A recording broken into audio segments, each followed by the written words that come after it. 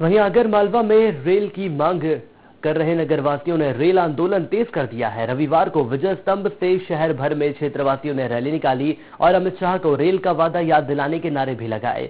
इस दौरान सामाजिक कार्यकर्ता, विभिन्न राजनीतिक पार्टियों के लोगों ने हिस्सा लिया। वहीं बस स्टैंड पर विधायक मनोहर ऊंटवाल भी प्रदर्शनकारियों से ज्ञापन लेने पहुंचे।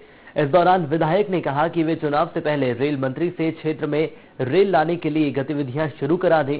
विधायक के संबोधन के दौरान कांग्रेस कार्यकर्ताओं ने जमकर नारेबाजी भी की।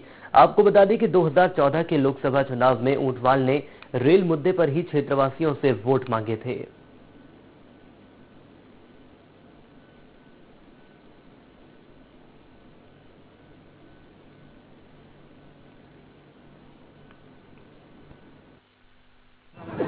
रेल के संदर्भ में रेल की है अगर को, इसीलिए हमने रेल ही निकाली है। क्या मांग की गई? मांग ये कि जितनी जल्दी हो उतनी जल्दी आगर की रेल की मांग पूरी की जाए। और इस रैली के माध्यम से एक छोटा सा संदेश है हमारा कि इस लड़ाई को लड़ते समय हमारे मन में नकारात्मकता की स्थिति कतई नहीं है। एक सकारात्मक भाव है कि आगर में हम रेल ला के ही रहेंगे। आज की क्या गतिविधि थी? आज की गतिविधि के लिए मैं पिछले साल अपने 25 फरवरी 2018 की याद दिला दूं। उस समय केंद्रीय मंत्री थावरचंद जी गहलोत आगर से निकले थे। ये रेल का मुद्दा उस समय रखा था उनके सामने। उस समय उन्होंने एक छोटा सा सवाल करा था कि जब आगर की रेल की पटरियां उखड़ी थी उस समय आप क्या कर रहे थे। मैं इस समय 46 साल का हूँ। जिस समय रेल की पटरियां उखड़ी थी उस समय मैं था 3 साल का। इस आंदोलन के माध्यम से मैं और मेरे तरीके सभी हुआ यह जताना चाहते हैं कि हम क्या कर सकते हैं और क्या कर रहे हैं। सरकार किसी की भी रही हो, सरकार किसी की भी रहे, लेकिन हमें तो आगर को रेल चाहिए। ये मांग जायज है मित्रों।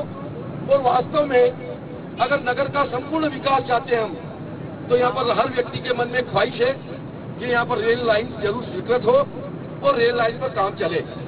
मैं आपको विश्वास दिलाता हूँ बंधुओं कि भाई ये हमारे नगर के हित की और एक जायज मांग है।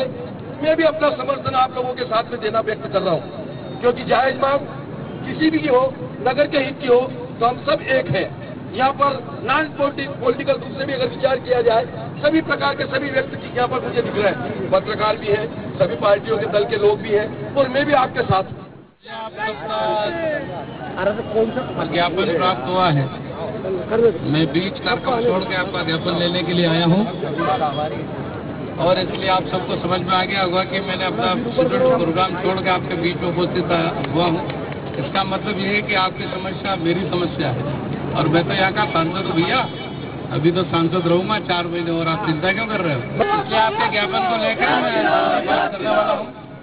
अमित शाह साहब से मैंने जब बात करके लोकसभा में विधानसभा के चुनाव में उनसे घोषणा करी थी, अभी मैं मिलने भी गया था, उससे मेरी मुलाकात नहीं हो सकी। अब मैं दोबारा 2 दिन बाद जब वो स्थिति ठीक होंगे फिर उनसे बात करके और रेल मंत्री जी से बात करके और कोशिश करूंगा लोकसभा चुनाव के पहले प्रारंभिक गतिविधि हो जाए।